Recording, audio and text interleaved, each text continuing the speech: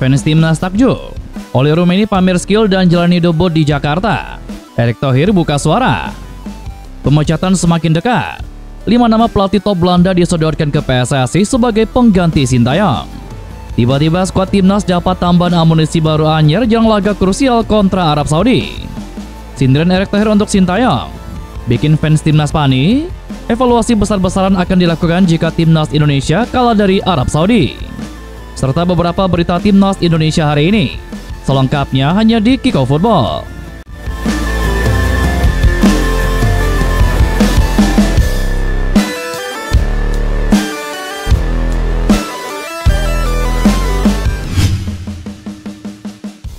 Manajer timnas Indonesia Sumarji baru-baru ini telah membocorkan sifat asli Eliono Renders usai 2 kali dicoret oleh Sintayong. Adik kandung dari bintang timnas Belanda Tijani Renders tersebut dicoret oleh Sintayong dari skuad final timnas Indonesia dalam 2 laga beruntun putaran ketiga kualifikasi Piala Dunia. Dalam 2 laga tersebut, Eliono terpaksa harus terbengong-bengong karena tidak masuk dalam daftar susunan pemain skuad Garuda. Setelah 2 kali dicampakkan Sintayong, Sumarji pun angkat bicara soal kondisi mental dari adik kandung Tijani Renders tersebut. Sumarji mengatakan bahwa Eliono dalam kondisi yang baik dan menerima keputusan Sintayong. Menurut manajer timnas tersebut, Eliono adalah sosok pribadi yang memiliki sifat penyabar dan legowo dalam menerima hal yang tidak diinginkannya. Kendati demikian, dia saat ini tengah berupaya untuk membuktikan diri agar bisa bersaing di skuad utama timnas Indonesia. Lebih lanjut, Sumarji belum bisa memastikan kepastian apakah Eliono akan diturunkan Sintayong atau tidak pada laga kontra Arab Saudi. Dia hanya menyebut jika Sintayong masih akan melihat perkembangannya selama mengikuti sesi latihan bersama timnas Garuda. Eliono pribadi yang baik. Dia berusaha bisa menerima keputusan tidak masuk skuad. Tetapi dia tetap bersemangat, berupaya membuktikan bahwa dia bisa bersaing di posisi dia. Kita akan lihat nanti bagaimana perkembangan Eliono di latihan hari ini, supaya coach Sintayong bisa melirik dan melihat sekaligus bisa menilai apakah Eliono bisa masuk dalam skuad, kata Sumarji. Timnas Indonesia mendapatkan amunisi tambahan saat menjamu Arab Saudi pada lanjutan babak ketiga kualifikasi Piala Dunia. Sesuai jadwal, kedua tim bakal bentrok di Stadion SUGBK Jakarta pada Selasa besok malam. Menghadapi The Green Falcon, Indonesia mendapatkan tambahan kekuatan di lini tengah dengan kembalinya nama Ivar Jenner. Gelandang berusia 20 tahun itu absen saat melawan Jepang karena menjalani hukuman akumulasi kartu kuning. Dengan hadirnya Ivar Jenner, kemungkinan besar lini tengah timnas Indonesia akan diisi pemain Young Utrecht tersebut berduet dengan Tom Haye. Saat melawan Jepang, Nathan Joaon diplot sebagai pemain bertahan untuk membantu kedalaman lini tengah tim Merah Putih. Laga melawan Arab Saudi menjadi momen krusial bagi timnas Indonesia. Kemenangan menjadi target utama demi menjaga peluang melaju ke putaran keempat kualifikasi Piala Dunia. Jika mampu memetik poin penuh, timnas Indonesia akan menggeser Arab Saudi di klasemen karena unggul head to head, meskipun sama-sama memiliki poin 6. Timnas Indonesia menelan kekalahan atas Jepang dengan skor telak 4-0 dalam pertandingan 15 November kemarin di Stadion SUGBK Jakarta. Kekalahan tersebut sudah banyak diprediksi banyak pihak karena memang perbedaan level. Erick Thohir tampaknya juga bisa memaklumi. Namun Erick Thohir masih kecewa hasil-hasil yang timnas Indonesia diperhitungkan bisa menang, seperti melawan Cina yang justru kalah. Yang saya tidak suka, kalau kita itu bermain tidak maksimal. Bahkan di game-game yang harusnya kita bisa menang, malah kita kalah, kata Erick Thohir. Mantan Presiden Inter Milan ini pun meminta semua pihak untuk introspeksi diri. Tidak hanya pemain, tetapi juga Sintayong selaku juru racik. Erick Thohir juga sudah mengatakan pada Minggu malam kemarin akan ada evaluasi besar-besaran setelah laga timnas Indonesia kontra Arab Saudi pada Selasa malam besok. Meski demikian, Erick Thohir enggan merinci apa saja yang bakal dievaluasi nantinya, termasuk tidak mau menjawab soal masalah masa depan pelatih Sintayong.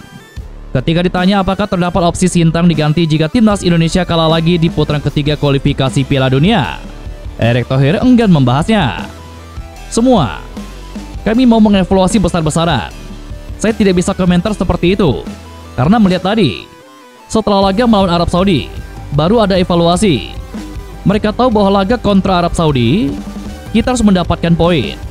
Tentu setelah saya sampaikan kemarin, ini akan menjadi evaluasi besar-besaran selesai pertandingan menghadapi Arab Saudi, tegas Erick Thohir.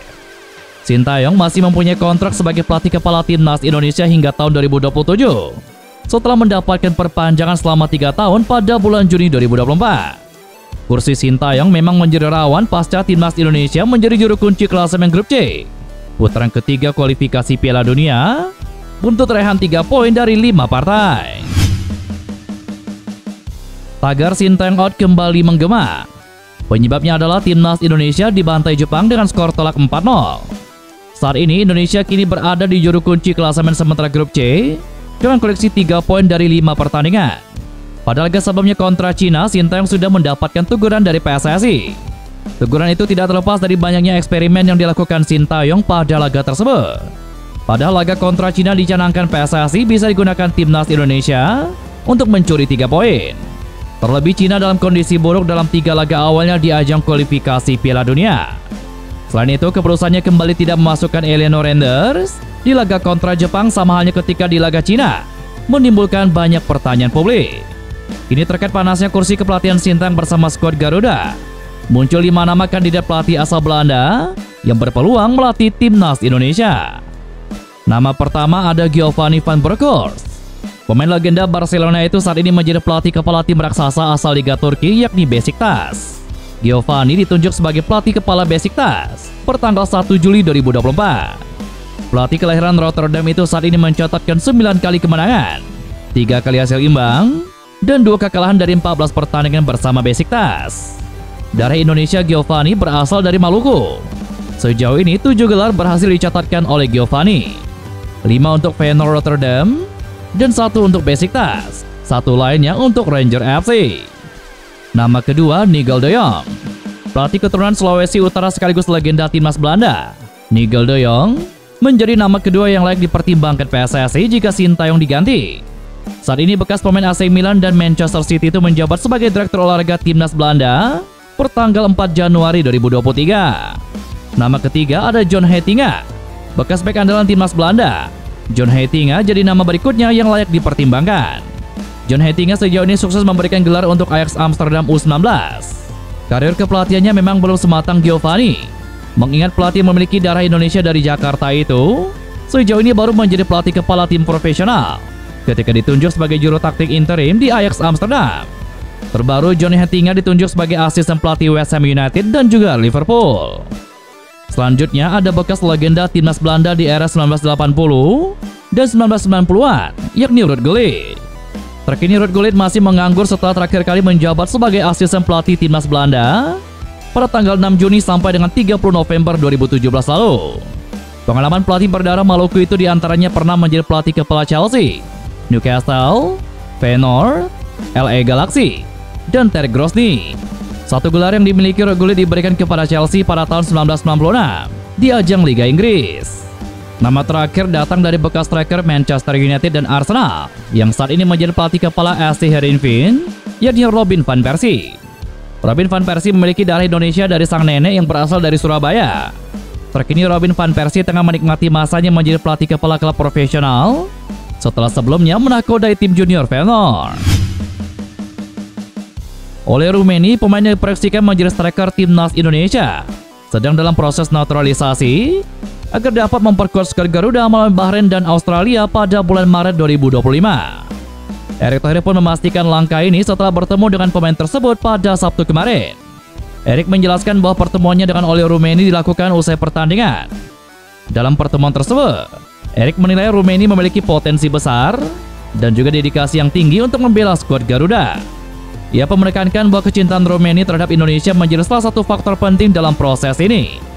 Meskipun peluang Indonesia untuk lolos ke Piala Dunia semakin kecil setelah kekalahan telak dari Jepang, Oleh Rumeni tetap menunjukkan komitmennya kuat. Oleh yakin dapat membawa perubahan positif bagi performa timnas Indonesia di laga-laga berikutnya. Sebelumnya Oleh Rumeni juga kedapatan sempat memamerkan skillnya saat bermain sepak bola bersama anak-anak pemulung yang ada di daerah Jakarta. Sontak video memperlihatkan skillnya pada laga fun football tersebut viral di media sosial. Dan itulah beberapa berita timnas Indonesia hari ini. Jangan lupa nantikan berita-berita seputar timnas Indonesia selanjutnya hanya di Kickoff Football.